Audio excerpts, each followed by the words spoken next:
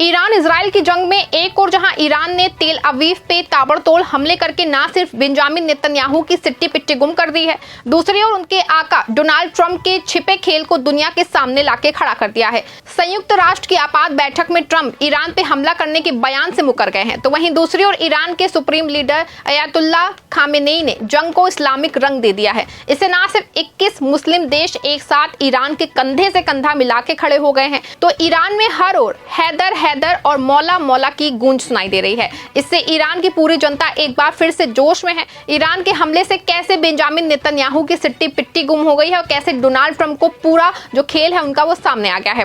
Ayatollah Khamenei ने x पे ऐसा क्या लिख दिया है कि पूरा मामला इस्लामिक हो गया है, ये सब कुछ हम आपको अपने इस रिपोर्ट में बताने वाले हैं। साथ ही इस पर भी चर्चा करेंगे कि कैसे ईरान की जीत की ओर तेजी से आगे बढ़ रहा है। नमस्कार, आप देखना शुरू कर चुके हैं 4 PM और मैं हूं आपके साथ सिमरन। दोस्तों, बात पहले ईरान के ताबड़तोड़ हमले से शुरू करते हैं। तेल अवीव का वो चमचमाता शहर जो मिडिल ईस्ट का गहना कहलाता था, आज खंडहर में तब्दील हो चुका है। 18 जून 2025 यानी छठा दिन, जब ईरान ने अपने ऑपरेशन ट्रू प्रॉमिस 3 के तहत तेल अवीव पे 200 से ज्यादा बैलिस्टिक मिसाइलों दाग दी। हाइफा, यरूशलेम और बेयर शेवा तक धमाकों की गूंज सुनाई दे रही है। ईरानी मीडिया में छपी खबरों के मुताबिक ईरान की सैन्य शाखा इस्लामिक रिवॉल्यूशनरी गार्ड क्रॉप्स से बुधवार सुबह इजराइल पे पहली बार फतह मिसाइल का इस्तेमाल करने का दावा किया है। इस्लामिक रेवोल्यूशनरी गार्ड क्रॉप्स ने कहा कि ईरान का अब इजराइल के आसमान पे कब्जा हो चुका है। तस्नीम मीडिया के मुताबिक उन्होंने कहा कि फतह मिसाइलों ने इजराइल के एयर डिफेंस सिस्टम को भेज दिया है और बार बार उनके सुरक्षित ठिकानों को निशाना बनाया। बयान में यह भी कहा गया है कि यह हमला इजराइल और उसके सहयोगी देशों को ईरान की ताकत का सीधा संदेश था।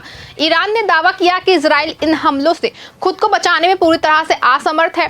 जेहरा कैलीग्राफी नाम की एक यूजर ने एक्स पे लिखा है कि तेल अवीव में हालात भयावह, मलबे में शव दबे, राहत टीमें बेबस। सोशल मीडिया पे वायरल वीडियोस में दिख रहा है ऊंची ऊंची इमारतें ढह रही हैं, सड़कों पे आग और धुआं, लोग अपनी जान बचाने के लिए बंकरों में छिप रहे हैं। एक्स पे मुस्लिम 786 ने दावा किया है कि तेल अवीव और बट याम में कम से कम 9 लोग मारे गए हैं, 207 घायल हुए हैं और 35 लोग मलबे में फंसे हैं। एक्स पर ही इल्माइदी लाइव ने बताया है कि तेल अवीव के रामत गान में 9 इमारतें पूरी तरह तबाह हो गई हैं और एक 32 मंजिला इमारत में आग लग गई है।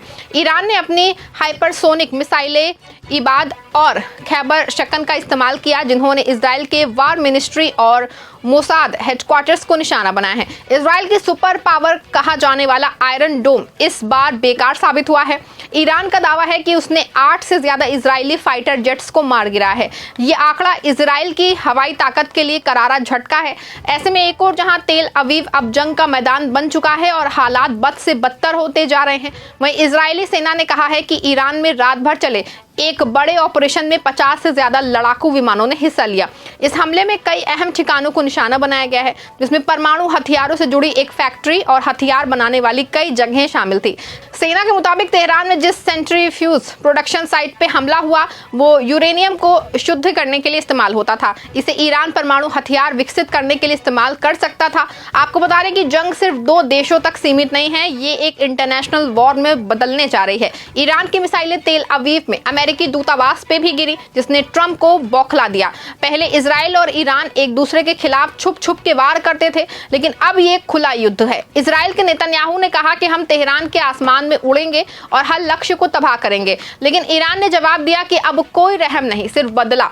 दोस्तों, ये जंग अब आर पार की हो चुकी है। ईरान के supreme leader Ayatollah Ali Khamenei ने एक्स पे लिखा कि यहूदी शासन ने हमारे देश पे शैतानी हमला किया, ये उनकी बर्बादी की शुरुआत है। इस्लाम की ताकत से हम इजराइल को सबक सिखाएंगे।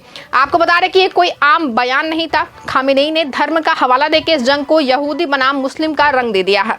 साथ ही उस खैबर की लड़ाई का भी जिक्र किया है कि जिसमें मौला अली ने अपनी ताकत से यहूदी के सबसे बड़े किले को फतह किया था और वो फतह खैबर कहलाए थे। आपको बता रहे कि कल तक जो लोग डर की वजह से तेहरान छोड़ के भाग रहे थे, अब वो रुक कर देश के लिए और मौला के लिए लड़ने को तैयार हो गए हैं। इस ऐलान ने ईरान की जनता में आग भर दी है। तेहरान की सड़कों पे लाखों लोग मौत करके इजराइल के नारे लगा रहे हैं। खामेनेई ने साफ कहा है कि इजराइल ने हमारी संप्रभुता पे हमला किया है, अब हम सीधे जवाब देंगे। और यही नहीं, ईरान ने तेल अवीव के नागरिकों को चेतावनी दी, शहर खाली कर दो वरना अगला हमला और भयानक होगा।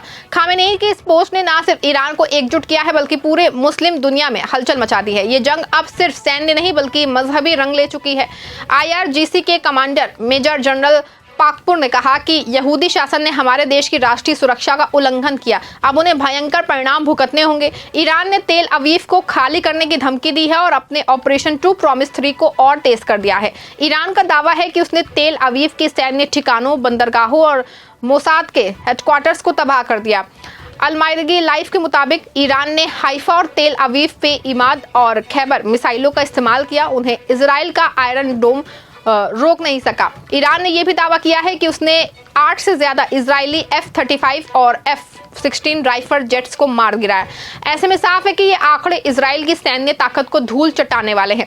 आपको बता दें कि खुद को सुपर पावर कहने वाला एक देश है अमेरिका, अपनी नाक घुसाए बिना रह नहीं सकता है। डोनाल्ड ट्रंप जो G7 समिट को बीच में छोड़ के व्हाइट हाउस लौट आए थे, उन्होंने अपनी सुरक्षा टीम के साथ हाई लेवल मीटिंग का और नतीजा अमेरिका ने फारस की खाड़ी और रेड सी में अपने फाइटर जेट्स और नौसैनिक बेड़े तैनात कर दिए हैं। USS थियोडोर रूजवेल्ट और USS इब्राहिम लिंकन जैसे एयरक्राफ्ट कैरियर्स को भेज दिया गया है। ट्रंप ने बड़बोलेपन में कहा कि हम इजराइल के साथ हैं और ईरान को परमाणु हथियार नहीं बनाने देंगे। लेकिन दोस्तों, ये वही ट्रंप है जिन्होंने 2018 में ईरान के साथ परमाणु डील तो तोड़ दी थी और अब ईरान ने तेल अवीव को निशाना बनाया है। तो ट्रंप का सारा दमखम फुस्त हो गया है। ईरान की मिसाइलें अमेरिकी दूतावास पे भी गिरी, जिसने ट्रंप को बौखला दिया है।